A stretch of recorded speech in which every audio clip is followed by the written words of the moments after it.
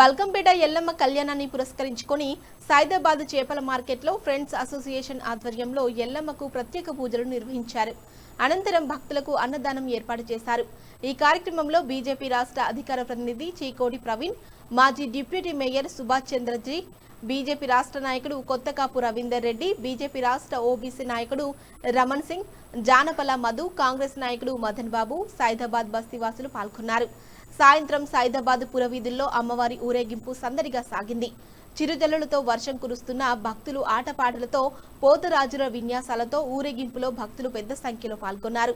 Association సభ్యులు సుభాష్ కాటేకర్, దినేష్ గౌలీకర్, అవినాష్ నాయుడు, ధర్మేందర్ సింగ్ భక్తులకు ఎలాంటి ఇబ్బందులు కలగకుండా అన్ని ఏర్పాట్లు ఘనంగా నిర్వహించారు.